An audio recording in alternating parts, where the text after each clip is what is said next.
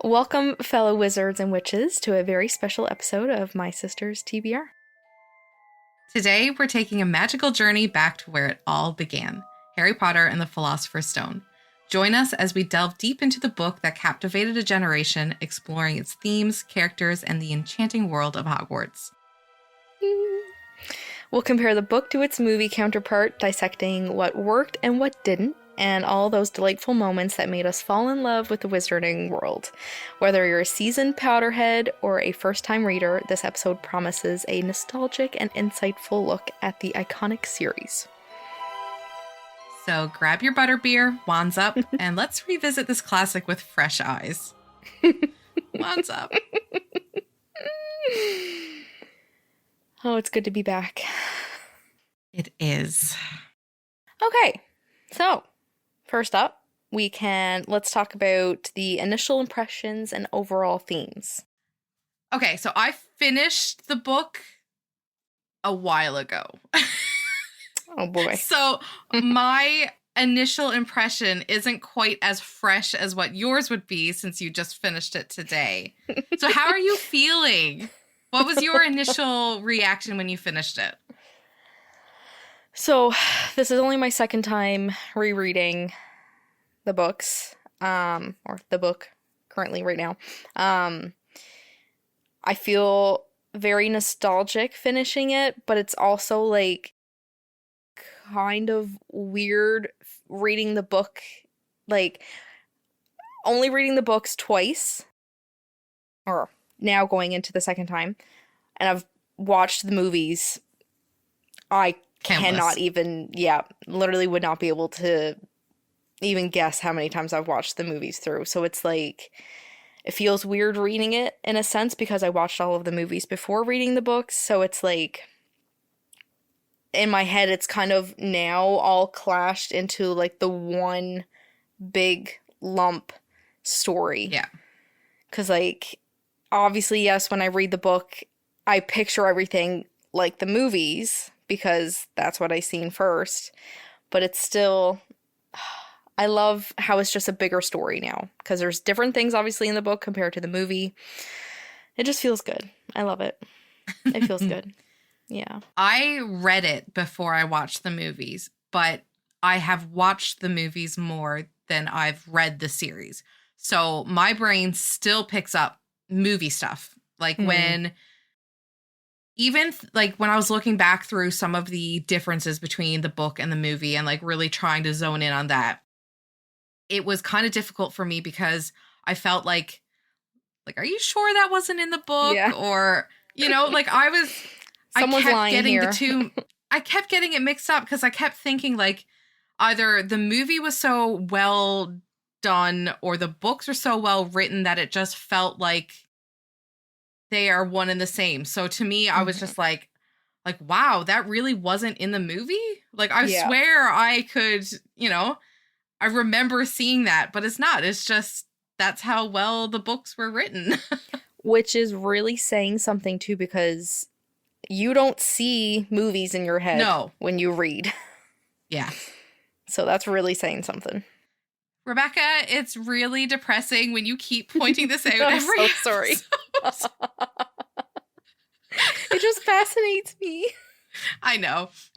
But yeah, it is difficult. Like, it's funny because I kind of feel like Harry Potter is like this whole other breed anyways, because I know what it all looks like because I've seen the movies. So I'm able to put that together. So that's what I mean, like, when I say that it's so bizarre to me when I feel like I've seen parts in the book that wasn't in the movie. So it's just phenomenal writing. I don't care what anyone says. I am obsessed with the way that these books were written. Yep. Which is definitely a still a touchy subject for some people, because I know I was talking to Maddie the other day, or whenever we FaceTime last, and like I asked her if she wanted me to bring her back anything from Harry Potter world, and she was like, again, she was like, no, like I still can't really support J.K. Rowling. Like, honestly, good for you, but like I can't not read and I watch the think movies. I think we should sort of like preface all of this by saying that we do not, us as individuals, us as the podcast, we do not support or agree with literally any of Rowling's political or just her in general, like her Yeah. views on things. So yeah, this is just us being very nostalgic for our childhood. Yeah. Yeah. Because I know a lot of people and a lot of the LGBTQ plus community feel that way about the Harry Potter series, like complete hate on the author, but still that series holds such a special part in like a lot of people's hearts. Yeah. So it's really hard to... Yeah. Separating the art from the artist. Yeah. That's what we're doing. Yeah. Yeah. It makes us feel good, okay? Revisiting our childhood. We can't help it. Yeah. So going back to this reread, what were like some scenes or quotes that like stuck out to you? So I didn't pick up on it like the first time.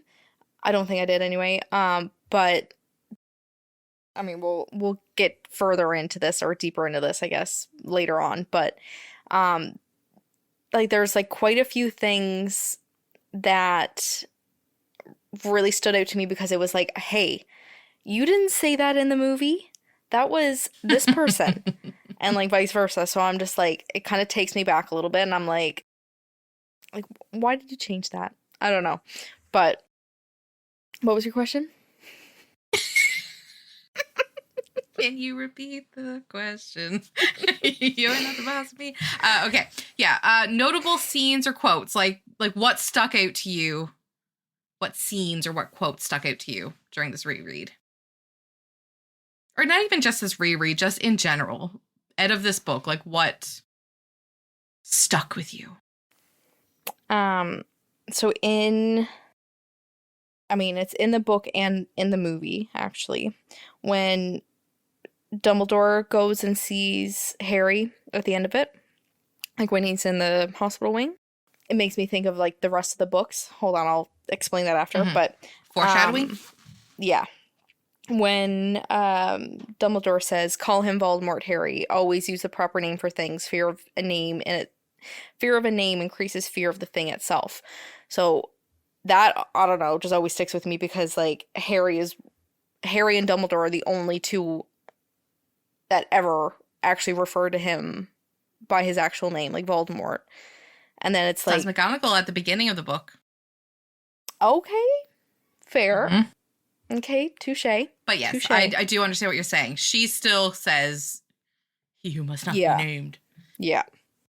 Yeah. So I like that a lot because it's like, it's so true. And everybody else just shies away from it. But then it also might, now we'll also talk about this in the later months when we actually get to that book. But I don't remember which one it was. I think it was, it must have been the Deathly Hallows. Anyway, how they have like a taboo on his name, so whoever says his name, like they can be found. Anyway, so I always think about that now, and like that never made it to the book or to the movies. Anyway, that's just one thing that stays with me. What about you? I had a couple things. Like there were definitely quite a few scenes that stuck with me. Moreover, the entire scene where Harry is in front of the mirror and Dumbledore finds him. That whole scene and like the way that Dumbledore like says, does not do to dwell on dreams and forget to live. Yeah. Right? Like that. That just strikes a chord in me every single time. But also, it wasn't until this reread that I had really zoned in on this other part because I remembered reading it on something before. I know it was on Pottermore. That's where like I sourced it from after. But Snape's very first words to Harry was, What would I get if I added powdered root of asphodel to an infusion of wormwood?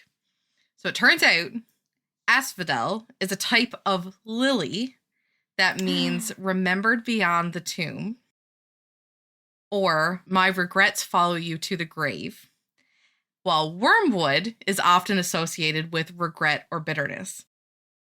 So, right from book 1, Oh my Rowling gosh. very cryptically told us that Snape was in love with Lily and grieved her.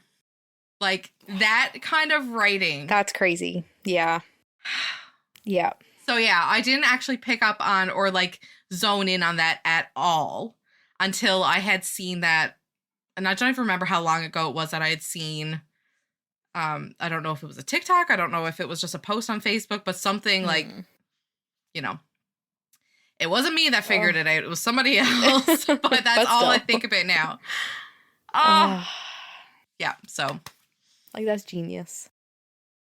Yeah. And also the other thing that during this reread with my 30-plus-year-old eyes reading this, Mm-hmm. who the hell leaves a baby on a doorstep overnight? Also true. Yes. I did not blink reading this at like 8 years old. That didn't faze me one bit. Did not clue in. Even watching the movies, I was just like, oh yeah, they're just going to leave the baby and he'll be found in the morning. What odds? It's normal. Having a child, a baby, I realized Can you imagine how bonkers that is. What? So yeah, that was a lot of this book was me sort of being like, these damn kids. Yeah. Or yeah. siding with the adults. And I have a feeling that throughout this series, I'm going to have a lot of those moments where I'm like, Molly Weasley was right. She was and always I can't right. wait to find more. She was. Yep. Bless her heart. Oh, God. I'm trying not to, like, let the fan fiction books creep into my memory here now as well. Because I was just about to say, boy. R.I.P. Oh, boy. Don't even be talking, because I've read, like, 4 Hermione fan fictions in the last couple months, so I am so everywhere right now. Your poor heart. Yes. I think we promised some themes, that we would dig into the themes of this book. Right. Okay. So we can start off, I guess, with one theme of the power of love and friendship. Very prominent. The whole book, basically. Yep. So a big thing, I don't even know if it's really discussed much in the movies. I don't recall it being that, like, obvious in the movies, and I could be completely wrong. But anyway, how they talk about, like, Lily Potter's sacrifice to save Harry. Mm-hmm. And, like, the power of love, and how there's, like, such a protection, quote unquote, spell that comes from such love, I guess, really. Mm-hmm. When Dumbledore says, to have been loved so deeply, even though the person who loved us is gone, will give us some protection forever. So obviously when Lily, I guess, basically sacrificed herself to save Harry, that's why Voldemort couldn't kill him, because he was protected by love. The biggest spell of all. It's so cheesy, but... It is. But honestly... just eat it up. Yep. So sweet. And then for friendship would be like the trio's bond. So the development of Harry, Ron, and Hermione's friendship is definitely crucial. From their initial meeting on the Hogwarts Express train to their teamwork against the troll. there's definitely a lot that happened in between that because they did not like Hermione when they first met her. No. And like they do talk about it a bit in the movie, but like I don't think when I was always watching the movies like growing up, like I don't think that was really like in my head like, oh, they really don't like Hermione. But in the book it's like, ugh. They're like Yeah. they cannot stand her, how smart she is, like, and Yeah. meanwhile that's literally what saves their life. Mm-hmm. All three of their lives throughout their definitely their first year. Through their whole experience at Hogwarts, honestly. Yeah. And then when Ron sacrifices himself in the Wizards chess game, shows the depth of his friendship and how he's willing to risk his life for Harry, of course. That is a very ongoing. Yeah. Yeah, so it's just consistently portrayed as a source of strength and support between the three of them. It's nice to see like their friendship grow from like the beginning of the book until the end of the book when like they're completely inseparable then, and it's just that's so sweet. Yeah. It's so weird to think about too how they're all just 11-year-olds. Yeah. They're just little babies. And they're doing all of this. I know like we'll touch more on it like when we go through like their characters, but the three of them all have their own like traumas that like connects them, that they can all sort of reach, I don't know, the same level together. And I can't wait to talk about that more because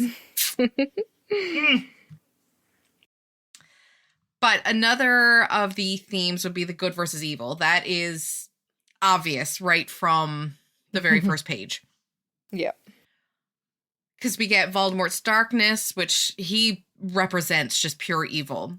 His desire for power and mortality leads him to commit horrific acts, like the murder of Harry's parents. Yeah. And then there's Dumbledore's light. He embodies wisdom, kindness, and just the force of good. He provides the guidance and support to Harry, emphasizing the importance of making good choices. And so his presence is just a constant source of hope. So there's the good versus evil there. We also have Snape's ambiguity. He's sort of, like in this book, and it's going to be so hard for me to talk about Snape in the here and now, like as we're reading it, because I love Snape's character. I love the progression of his character. So trying to think of him as a bad guy, I just specifically for the first movie or first book. Yes, we know what we know, but like,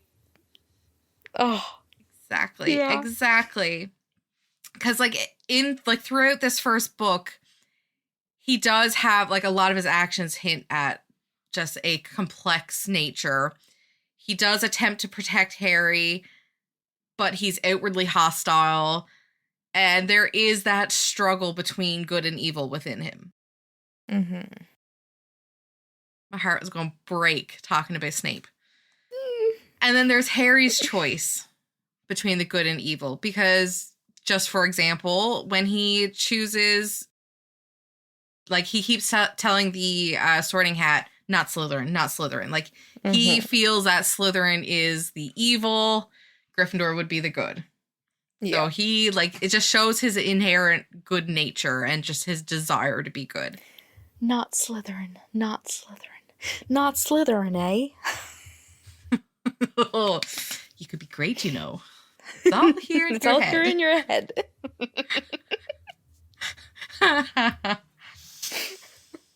Okay. What else? What is another theme that we have? Belonging and identity. Definitely a very big theme. Specifically with like Harry's side of things, because another thing too, like, so the way that Harry was raised, obviously dumped on a doorstep of his horrible muggle aunt, uncle, and cousin. Horrible, horrible people. But like in the movies, they make little tiny cracks at it, saying like, "Oh, you won't eat for a week." Like, you know, he'll like they'll say like little things like that, or like saying that he won't leave his cupboard underneath the stairs for a week, or however, whatever the case may be. Mm-hmm. So like, yes, obviously we get little snippets, and it's like, oh, okay, you're not actually serious. Like, you're just threatening that. But in the books, he's literally Oh my gosh. starved. Yeah. He's literally wearing ratty clothes that is way too big for him. He's just treated like absolute crap. So obviously he Mm-hmm. doesn't have much of an identity or sense of belonging, because that's how he spent the first 11 years of his life, not knowing where he came from and this Yeah. whole other side of him, like being a wizard. You're a wizard, Harry. I'm a what? I'm a what? Okay. So, first up would be Harry's isolation. Obviously, at the beginning Mm-hmm. of the book, he's an outcast living in the cupboard underneath the stairs and treated cruelly by the Dursleys. He's obviously going to feel isolated and different and just long for that sense of belonging, because he definitely doesn't feel like he fits in with them. That's for Nope. sure. Nope. And then when he discovers the wizarding world, that's a huge turning point in his life, obviously, because he finally discovers a world where he belongs, where he's actually accepted and celebrated and not treated like absolute shit. He finally feels like he finds a place that feels like home.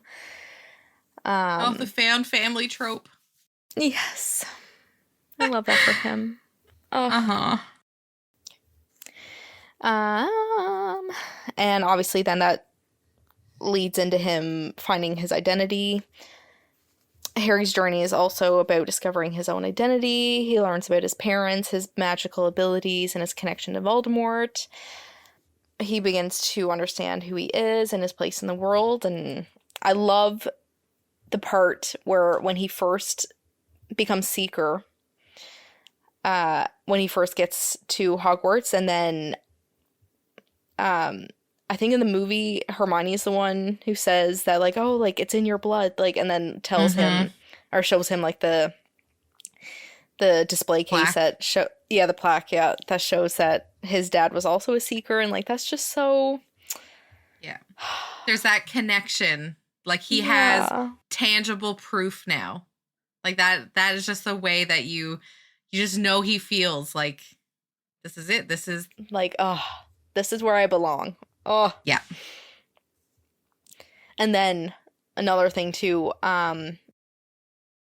it doesn't say it in the book, but in the movie, how when Ron or Hermione, I don't know who it says it, but like they're like, oh, like, are you looking forward to going home or something like that, or whatever they say, and he's like, I'm not going home, not really. Not really. Yeah. I did like that change in the movie, because the ending of the book did feel quite different from the way that the movie ended. But with that being said, the book had the entire book to help us feel that for Harry, that home feeling. The movie couldn't really portray that the same as what the book did throughout the whole movie. So they had to pack that punch in at the end of him, like, finally saying, like, that's not home. Like, this is home. Yeah. Okay. Moving on before I cry. Yeah. Then the Sorting Hat. So the scene with the Sorting Hat when he first gets to Hogwarts is a perfect example of finding his identity. The Hat sees into Harry and sees that he would do well in Slytherin, but Harry gets to choose where he belongs, obviously, because at the end of it, it's basically up to you, whatever you feel like is right, you know? Yeah, so I feel like just all of that coming to, like, such a good closure. And I feel like, this book and the movie, honestly, is such, like, probably one of the most PG childish ones. Not childish, I don't know if that's a good word. You know what I mean? It's kind of like there's not much going on. it's a really good way of capturing just it's such a good foundation. Yeah. Like you need it. Yeah. Like whenever I do my rewatches, I sometimes skip over the first two movies. Mm-hmm. But every now and then I try to make sure to like really watch them even every couple of years just because it's like that's the foundation. Yeah. Like yeah, it really Harry. doesn't like it doesn't take like a dark turn until like it dabbles in Prisoner of Azkaban. It dabbles, but like Goblet of Fire, shit gets that real. is like that is traumatizing. Yeah. Yeah. That is trauma. Yeah. My boy. Good lord. I mean, well, the band is just... not looking... yeah. I'm not looking forward to doing the later books because I'm just going to be a wreck. But so good. Oh my gosh. Like, anytime anybody says to me that they've never read or watched the Harry Potter movies, I'm like... What is wrong with you? I don't understand it. And, like, now it's... If they don't have the reasoning of J.K. Rowling, that part I get, sure. But, like, to just decide not to watch or read the book, what? I know. What did you grow up obsessing over then? Yep. I don't know how people managed to not see it growing up. Like, the movies. Like, I understand books. Not every kid, you know, was into reading books. But the movies. Yeah. I don't know. A little bit of judgment coming from us. A little bit of judgment. Just a little.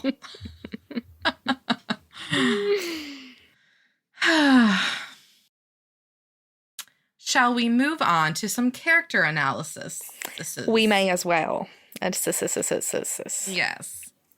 Now, we may have touched on some of these points earlier in the episode, but just to keep things on track, we'll probably be repeating some things.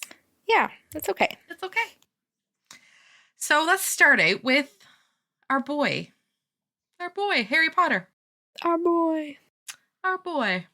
So in Harry Potter and the Philosopher's Stone, obviously this is where we're introduced to Harry. He's a young boy, burdened by a traumatic past and oppressive present. He begins as a victim of circumstance. He's living a life of neglect and abuse with the Dursleys. However, his journey throughout the book reveals a character of inherent goodness, bravery, and resilience. Like, this is not something he was taught, because he was raised by the biggest pieces of shit on the planet. So true. This is just him as a person. Nature versus nurture. Preach it. So his initial portrayal in the book is just vulnerable. He's small, thin. He's clearly being abused by the Dursleys. He's wearing all of Dudley's oversized hand-me-downs, which symbolizes his lack of identity and belonging.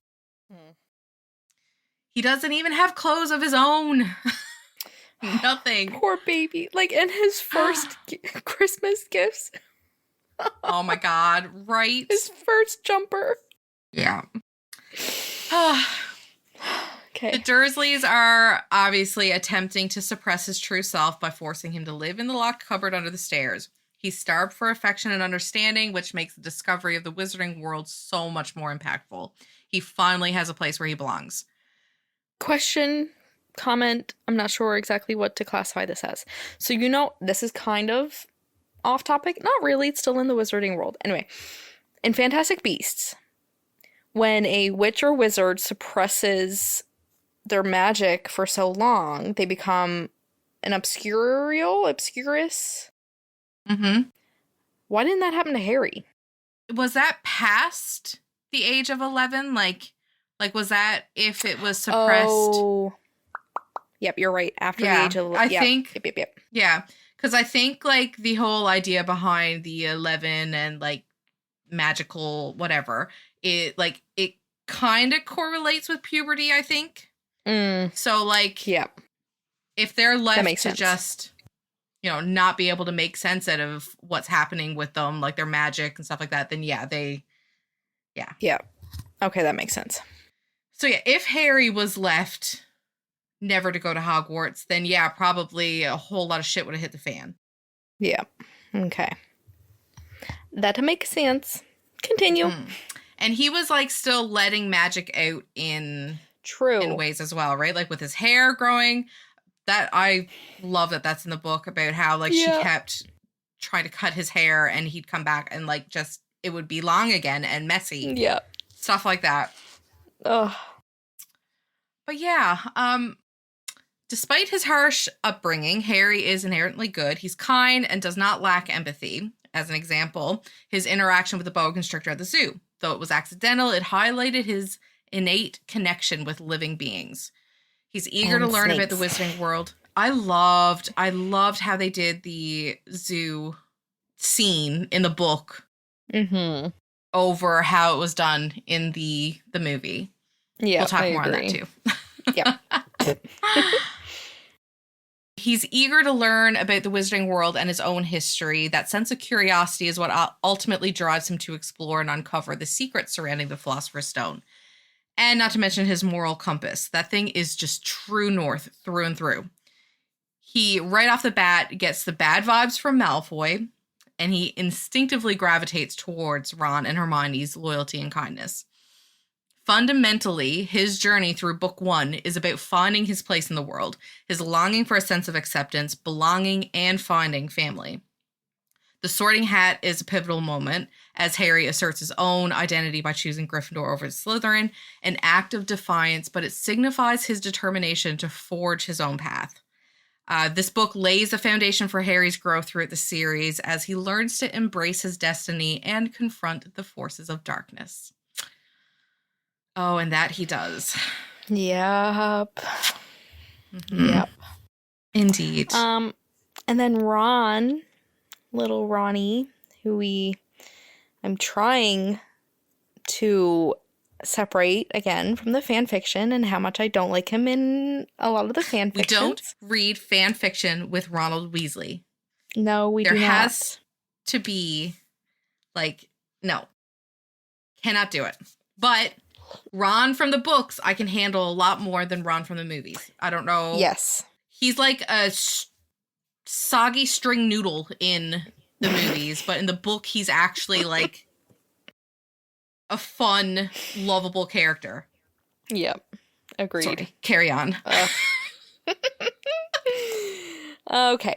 So Ron is introduced as Harry's first friend in the wizarding world. He provides a contrast to Harry, coming from a large, loving, albeit poor, pure-blood family.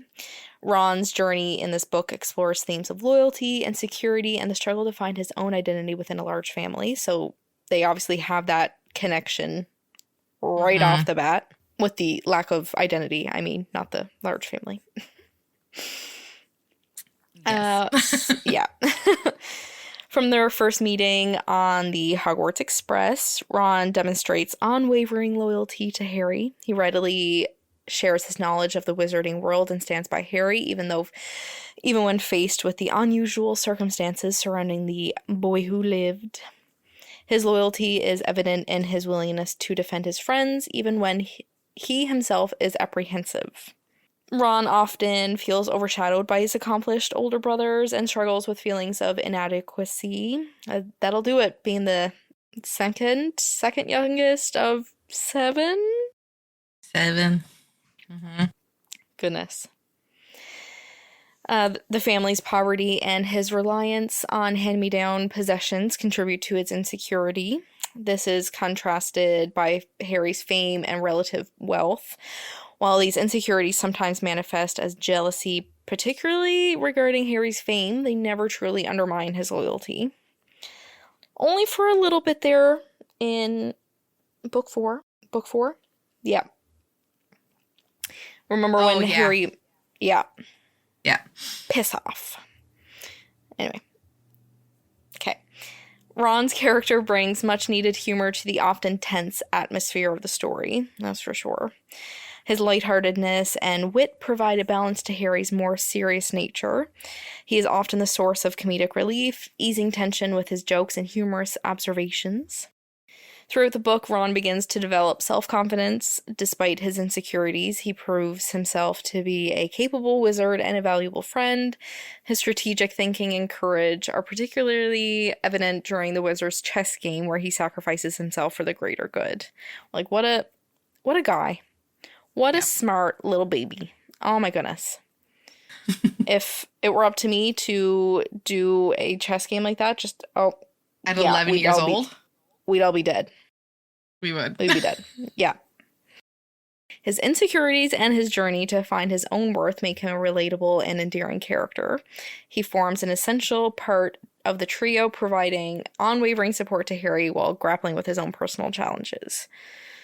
I love how there's so many like similarities between Harry and Ron's, like, I don't know, insecurities. They're trying to find their own identity, stuff like that. But the circumstances of which that was born are completely opposites.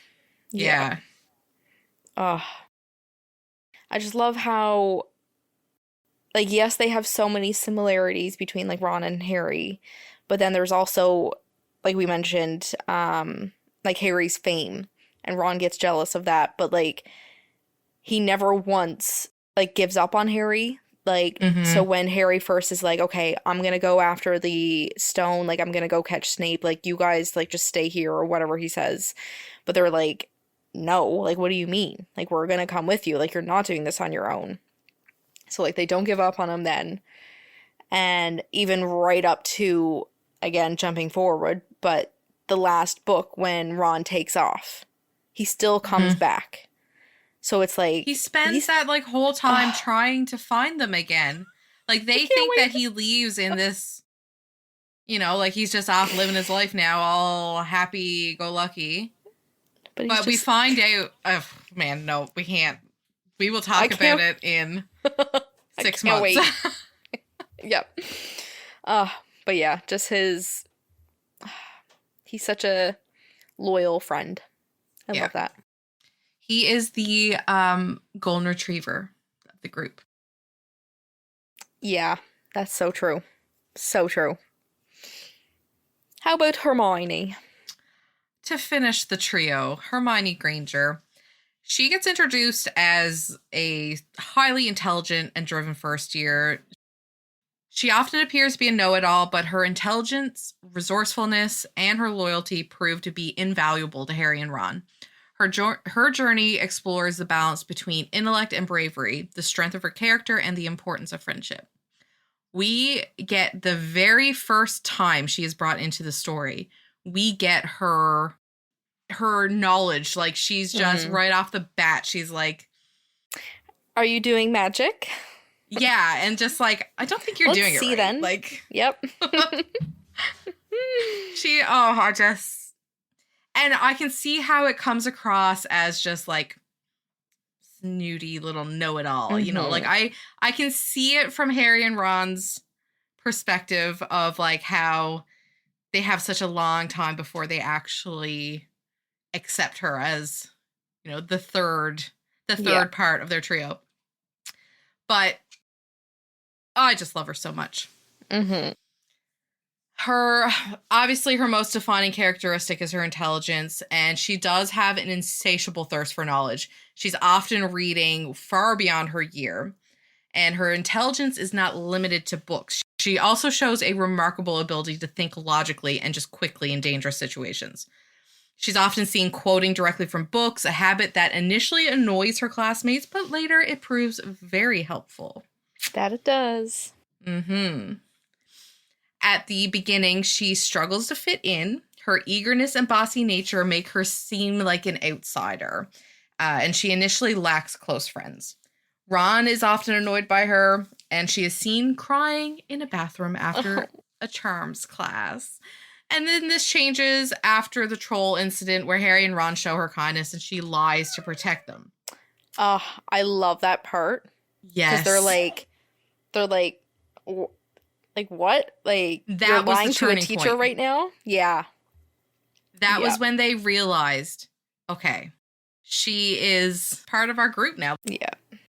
And as the story goes on, Hermione demonstrates bravery that matches her intelligence. she's not only book smart, but she shows courage in the face of danger, and she willingly puts herself at risk to help her friends.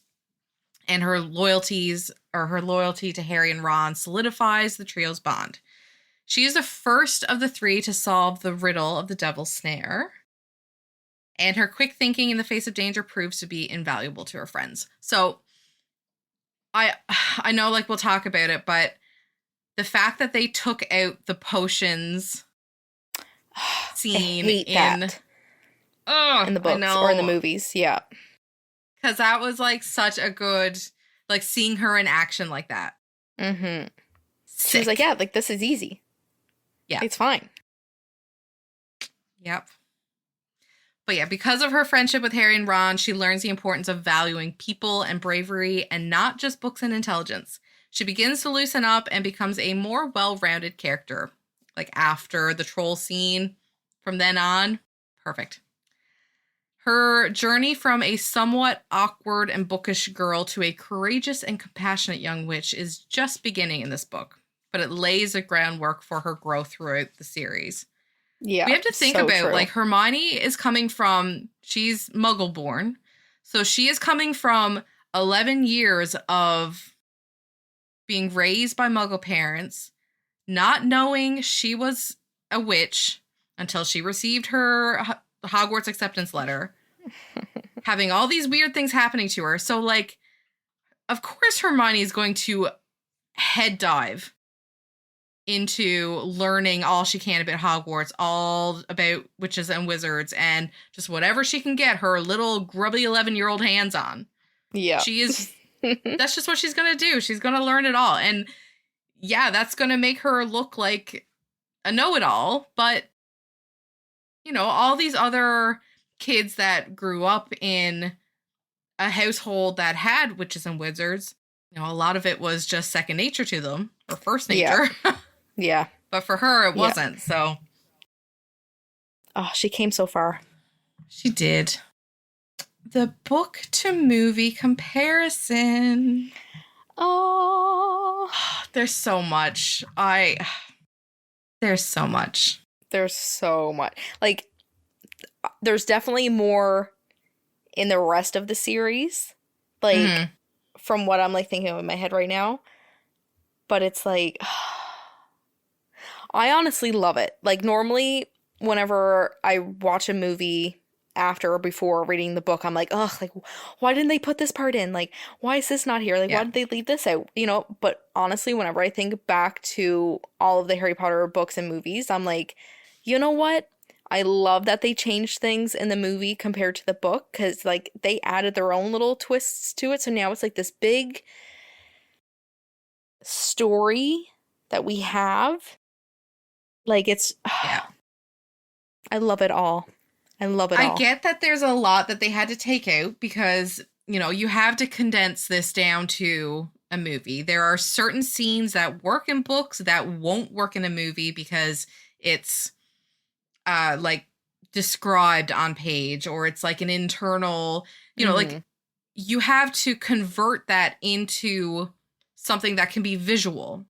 Yep, so true. And that's not easy to do. So I do, like, I think that they did a really good job with what they had, what they could do. The biggest thing that I do not agree with them taking out for the movies was Peeves. For those of you who have watched the movies and didn't read the book, he was the mischievous poltergeist. He kept everybody on their toes with chaotic and unpredictable shenanigans throughout the whole series. Not just the first book. This is an ongoing... And I feel like leaving him out of the story really affected the portrayal of Hogwarts as this living, breathing, like, unruly place. Yeah. Like, I did not get the same, I don't know, feeling, vibes of Hogwarts without Peeves as you do when you read it with Peeves. Like, yeah, agreed. You know, you go around a corner in the hallway and Peeves is there, like, this weird ass riddle that you have to Yeah. answer, or he's going to give you a big old wedgie. Like, Yeah. just stuff like this that just really breathed life into Hogwarts, and Yeah. they just And took it's him just out of it. gone. Not to Yeah. mention how important he was in a lot of the stories later. Yeah. Yep. So true. Right? He was like a crucial part in some of the books, which we will talk about as it comes. Yes. But Yeah, we'll get there. yeah. Dang it. One thing too, I should stop saying one thing because there's so many things, but another thing, I feel like the movies didn't really bring to life the darker undertones of the book. Because I know we just talked about it, how you said that in the movies we don't really get that feeling of Harry being abused. Mm-hmm. We don't really get that dark story. Not to the extent of what it actually was. Exactly. Like the movies I think it's because the movies is like they'll say something for a second like, Harry, you won't eat for a week or whatever. Mm-hmm.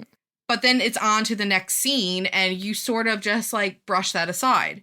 Whereas in the books, you're reading it, you're taking it in so much more. And obviously it can be described better. You get Harry's internal, like how he's feeling, stuff like that. Mm-hmm. Well, that's like, I think it's the second book. I think when they put the bars on his window. Mm-hmm. And like lock him in. I think it's the second one. Yeah, second book. So in the book that he talks about how he stashes snacks in one of the floorboards, and he has a cake, like his birthday cake, stashed in the floorboards, and he's like locked in his room for a whole week at this point, and they're not feeding him, and that's all he has to eat. Mm-hmm. So what it's the like hell?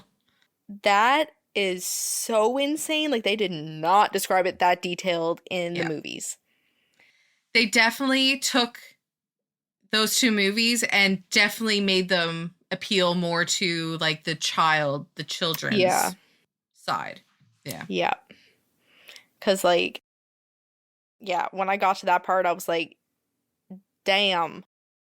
Mm-hmm. That he's like actually being neglected, abused. Oh my God. Like that's dark. Yeah. Poor little baby. Very true. How did you feel about the casting? I seen a clip, I don't know when this was, actually not that long ago, of the director or the producer or whoever it was talking about why Harry, he was allergic to the eye contacts. Yeah. That's There's some so crazy. scenes in the movie that made it to the movie where he's like teary-eyed, and it's because of the contacts. Yeah, like after they had taken them out and his eyes were still like really bothering him. Sin. So like that's why he doesn't have blue eyes anymore in the rest of the movies, because they're like, hey, we're not gonna make you suffer. Green eyes. Green eyes, sorry. Yeah. Yeah. Why he does have blue eyes in the movies. Yeah. But yeah, for the overall casting, I think they did really good. Dursley, 100%. He looks like he's described in the books as like a toad-like. Yeah. Toad-like features. Yep. Dudley, definitely. He's also described as like a pig-like features. I think pig-like. Harry, I think that was really good. Obviously, except for like the eye color, but that's like meh. Then Hermione, definitely. I think she's more described more untamed or unkept in the books compared to the movies. But that's okay. I can overlook that. Ron was supposed to be taller. Lankier. Yeah. Yep. That's like a big one. I think that to me is the only one that really stands out to me. Like, because in the books, like he's always described as tall, lanky, like he's taller than everybody else, or than the other two, I mean. So like that's to me the biggest difference, that I'm like, you know. But I guess at 11 years old, they couldn't anticipate that Rupert Grint wasn't going to be taller Yeah. than what he was after puberty. Fine. Yeah. Um, Petunia is blonde Oh, in the right. books. Yep. Yep. She ain't no blonde in the movies. Nope. But honestly, like her Her features, face? Yeah. yeah. Like, Perfect actress for her. yeah. Yeah. Yeah. And of course, Malfoy. Spot Literally, on. there's no one else that can play Malfoy like Tom Felton. No. Literally not a Not soul. a chance. No. I could do an entire episode on Tom Felton. So, so maybe we should, yeah, pull away from I'm that a little. ruined now because with all of the fan fictions, I picture him. Yeah. It depends for me. It depends. Okay, fair. Yeah, but a lot of them, yes. I think my brain just creates like different versions of him. Like I think he's still like the base, but then my brain will like alter it a little bit, but it's still him. I've seen some really good like fan fiction art, like fan art of fan fictions that isn't based on Tom Felton's Malfoy, but like a different, and that's Okay. what comes to mind. Yeah. Yeah.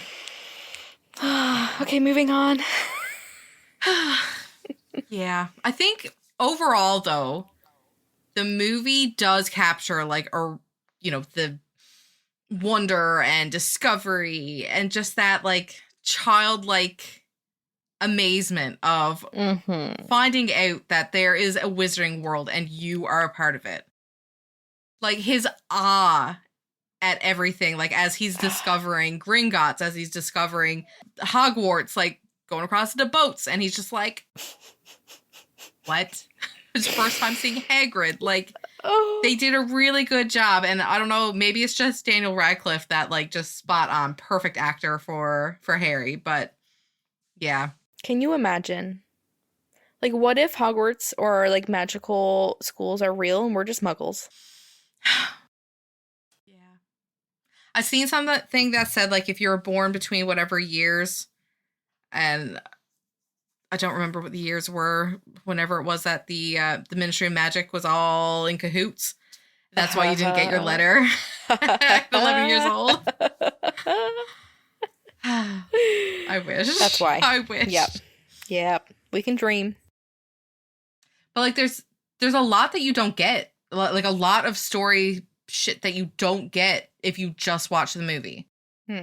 Well, it's like right off the bat, the very beginning of the book, we see Dursley like going to work and he's seeing all the people wearing cloaks and like celebrating and like whispering to each other and like, so the first thing that I highlighted was as he sat in the usual morning traffic jam, he couldn't help noticing that there seemed to be a lot of strangely dressed people about, people in cloaks.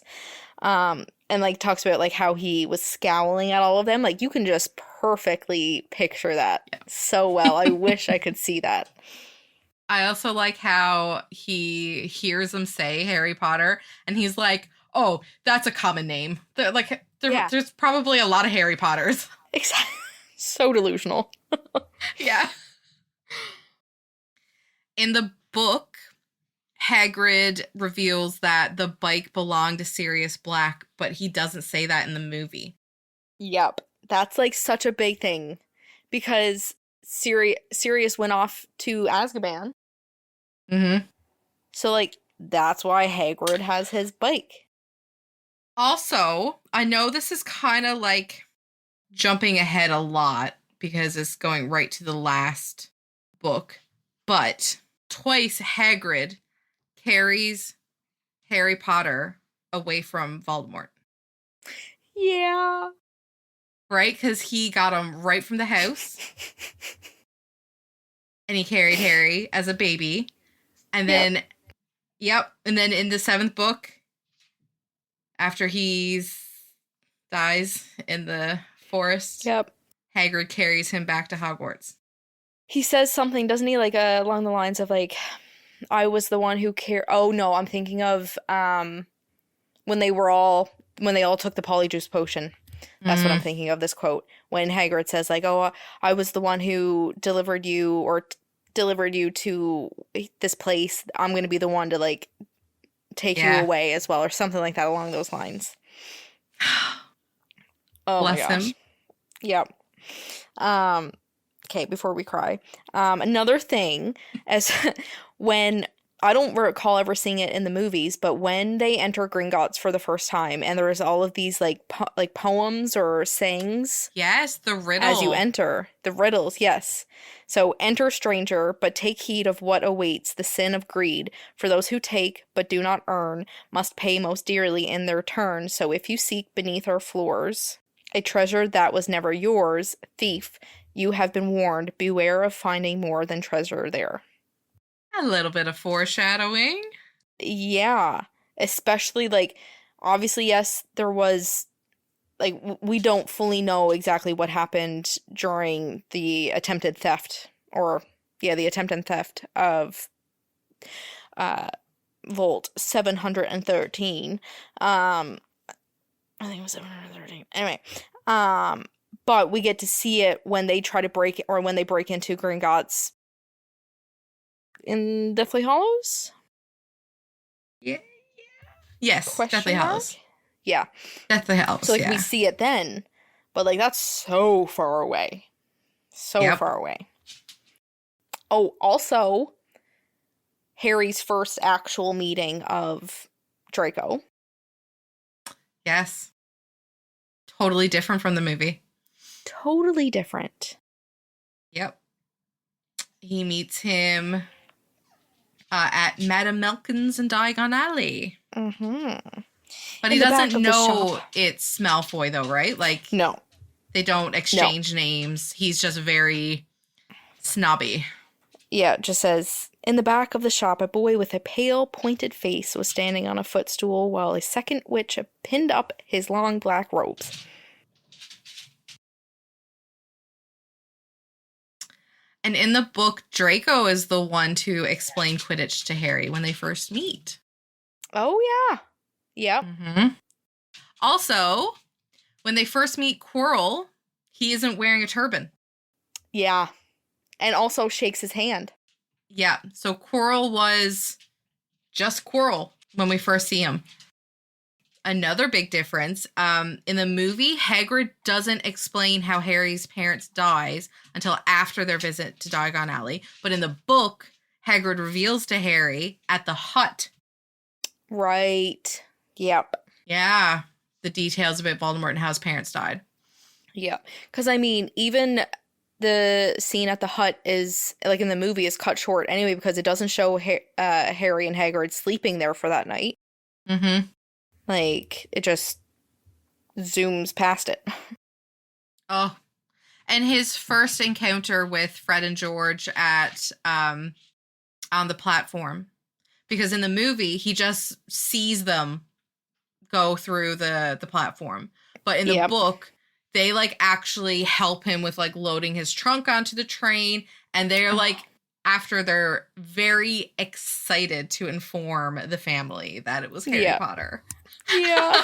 Like so when Ron like actually goes to sits in the compartment with him, he already knows that it's Harry. Like he Yeah. doesn't have that revelation. Yeah, he's already prepared. Yeah. And that's where also Malfoy comes in again. That's when Malfoy, Yeah. Crabbe, and Goyle enter the compartment. They insult Ron, invite Harry to be their friend, and then like they have that little scuffle where Scabbards bites one of them. Yeah. Yep, I highlighted that too. Yeah, because it was kind of similar. Like they just kind of changed it to Yeah. when they were waiting to enter the Great Hall. Great Hall? Yeah. Right? So it's like this similar interaction there where like Just different setting. just different setting, yeah. But I Yeah. like it in the train more. They didn't have the Hogwarts song in the movie, and I'm still rotted about that. that whole scene where they sing like the Hogwarts, Hogwarts, Hoggy, Hoggy, Hogwarts, and like everybody's singing it to a different tune.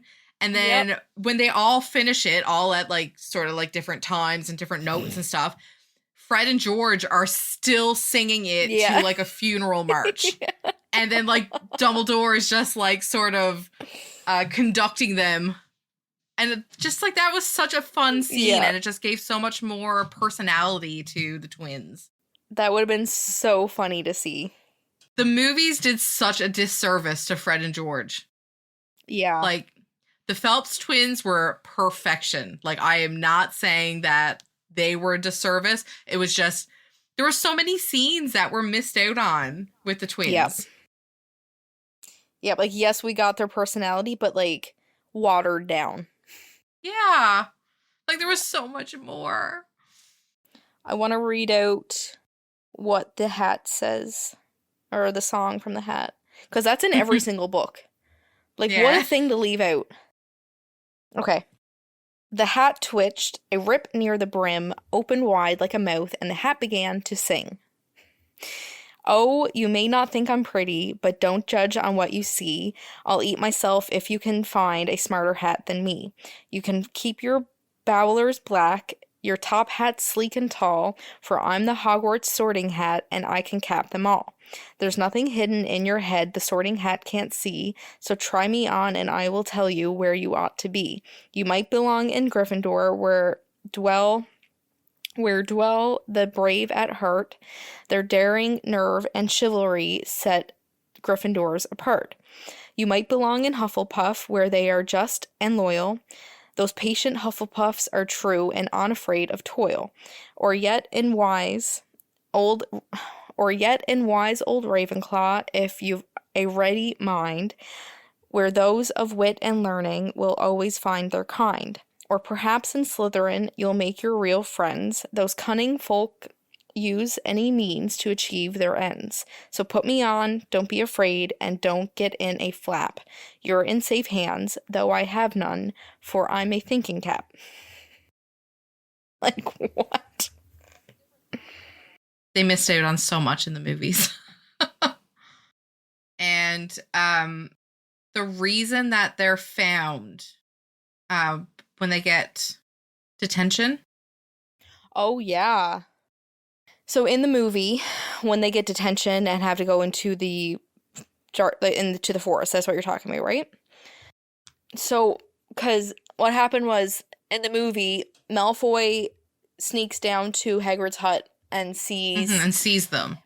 And sees them there, and with, like, the dragon egg. So then it just skips to McGonagall and Malfoy there in the movie, and, like, then all four of them get detention, whatever. Mm-hmm. But in the book, when Malfoy sees them, he just goes back up to the castle, doesn't go to anyone yet about it, saying that he's seen the dragon egg and that they were down there. But Malfoy talks to Filch and says, oh, Harry's going to be up in the tower, because they are going to the tower to give the egg, or to give the dragon. That was a huge, confusing part that, got missed from the movies. Yeah. Yep, and then as they're up there giving the dragon away, that's when they get caught, because they didn't put the invisibility cloak back on, and Filch is there and, like, takes them off, and then they go to detention with Neville. Mm-hmm. Which wasn't in the movie. Yeah. Because Neville was there running around the castle trying to find them to give them the heads up that Draco was setting them up. Oh my God, Neville. Sweet, sweet boy. Yep. Love him. Yeah. I don't know. I can't think of anything else. Like, what else is there? I got a massive list of... I'm not, like, reading them all out, because we will be here literally all night. But yeah, like, there's so many different things. In the book, another thing that was completely skipped from Fred and George, they enchanted snowballs to track Quirrell and hit him in the back of the head. Right. Pranksters. Such pranksters. In the movie, for Christmas, Harry receives the sweater from Ron's mom and an invisibility cloak, but in the book, he gets the cloak and sweater along with a wooden flute from Hagrid, bless his heart, chocolate frogs from Hermione, and a 50-pence piece from his aunt and uncle. Right. Yep, I forgot about that. And wasn't like a ratty pair of socks or something? I thought it had something to do with socks. Yeah. Yeah, there's something. Assholes. Also, in the mirror, Harry sees his parents and his grandparents in the book. Right. Yes. This is something else that you don't get if you don't read the book. The movie, Hagrid says that Norbert was taken and sent to Romania. But in the book, the trio helps send Norbert to Ron's brother, Charlie, who works with dragons in Romania. Like, you don't get that if you just watch the movie.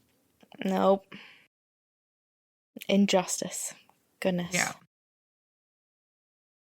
And then oh my gosh, everything to do with the centaurs in the Forbidden Forest. Like, there's so much of that that's missed.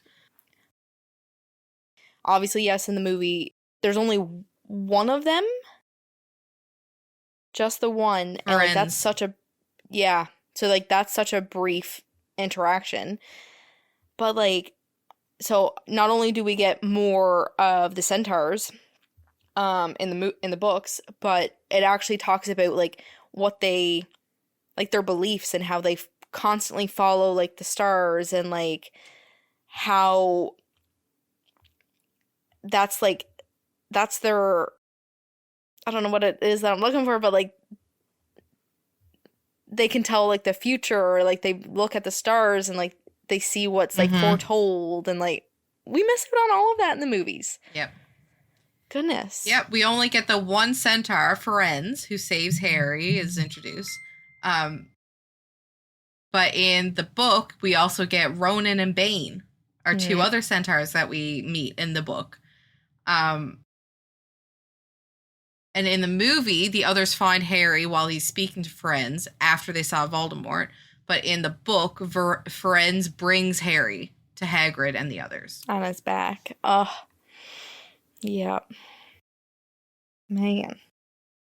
Oh, and then the whole scene, another scene with Peeves. While Harry's under the invisibility cloak, he almost gets caught by Peeves, so he pretends to be the Bloody Baron because Peeves is afraid of him.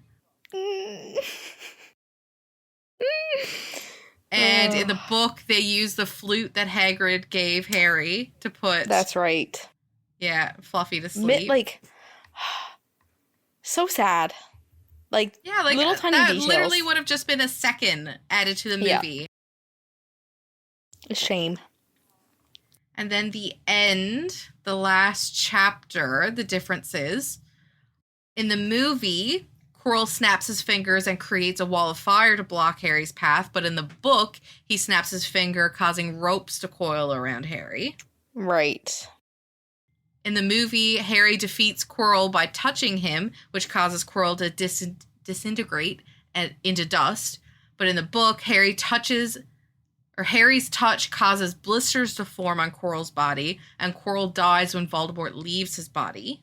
In the movie, Harry reunites with his friends on the stairs, but in the book, Harry is reunited with his friends in the hospital wing. Yep. And then at the train station, Hagrid gives Harry a photo album containing pictures of his parents in the movie. In the book, in the hospital wing is when Hagrid gives Harry the photo album of his parents. And the movie concludes with the train departing from the platform and... I'm not going home. Not really. Yeah. But in the book, Harry meets Uncle Vernon and the rest of the family at King's Cross. And we have like that little bit of comedic relief at the end. Oh, yeah. Dudley doesn't know that I can't use magic. Yes. Harry hung back for a last word with Ron and Hermione. See you over the summer then. Hope you have a good holiday, said Hermione, looking uncertainly after Uncle Vernon, shocked that anyone could be so unpleasant. Oh, I will, said Harry, and they were surprised at the grin that was spreading over his face. They don't know we're not allowed to use magic at home. I'm going to have a lot of fun with Dudley this summer. Heck yes. Yes. Proper thing. I don't know. Like, I get that they had to do all these changes for the movie, for it to work, blah, blah, blah, but I still feel like there were things that should have been added that really added to the magic. Yep. Of the whole universe. Agreed. Even at least to like, for example, Peeves.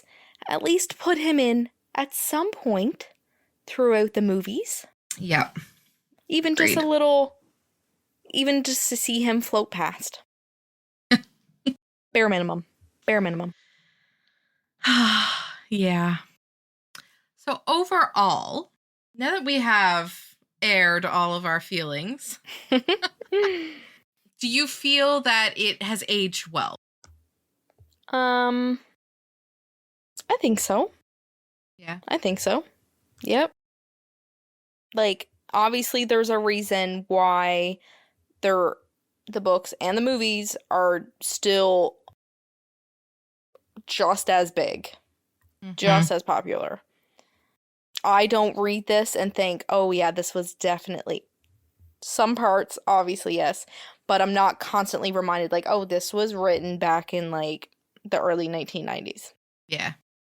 Right? Like, that doesn't scream to me. So like, I feel like it's aged fine. I feel like it's, yep. Agreed. Yep, obviously besides the part of leaving an infant on the front step overnight, but it's fine. What did you rate it? Like, overall? Obviously a 5. Stupid question. I literally don't even care. Like, the whole series, I rate them all 5. Yeah, that's fair. What about you? Same. Ridiculous. I don't even think we need to ask that question. No. Like, throughout the rest of the series. No, there's no way I could rate it any lower. I don't even think any of the books I rated lower than a 5. No. Because even with the one with Professor Umbridge, like, that's probably my least favorite movie, but that's my favorite book. Mm-hmm. Don't know why, but it's my favorite book. So, like, there's none that I can rate less than 5. So I did ask on the Bookshelf NL's Facebook group what they wish made it into the movie from the books. So I was just going to read out what some people had commented. Kelsey Teresa said, not this book, but the whole series as a whole. I hate how they don't talk about Voldemort's backstory more. Mm-hmm. That is so true. Yep. Chantel Thibault said, I'm rereading the whole series at the moment. I really wish they put the twins throwing snowballs at the back of Coral's head in the movies. It always makes me chuckle. I'm on book 5 now and forgot how sassy Harry is in the books. I love it. So true. Megan Lorraine just said in all caps, Peeves. Yep. Danielle Taylor said, Ginny, they made her character so bland. Agreed. We've said this before. Yep. Yep. Hope Petal said, definitely Peeves. He was such a huge part in the books. It was disappointing that he wasn't in the movies at all. Stephanie Service said, I really wish they put Peeves in the movie. Peeves is like the popular choice, I think. Yeah. Because it's like the biggest thing. Yeah. Like it was a whole ass character. Yeah. Just wiped from existence. Stephanie Russell said, when Harry, Ron, and Hermione go through the trap door and have to pass all the tests, in the book they have to figure out a riddle and drink from the correct cups. I wish they included that in the movie. Same. Yeah. Girl. Same. Yeah. So that was some there were a couple comments too, but people like agreeing with other comments, stuff like that. Yep. Yeah. So I guess the next book that we're going to do, the next deep dive in May, will be The Chamber of Secrets, book number 2. The Chamber of Secrets. I'm excited for that one too. Yeah. Well, do you have anything else you would like to say? No. Well, be sure to rate and subscribe to our podcast and follow us on Instagram so you can stay up to date with all of our craziness. Heck yeah. And to keep an eye out for our questions so we can read out your comments on our podcast.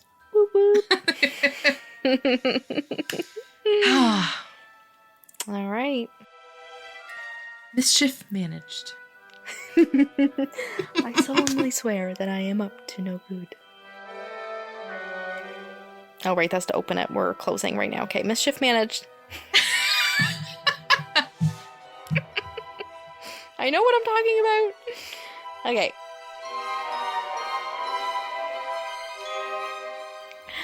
Bye.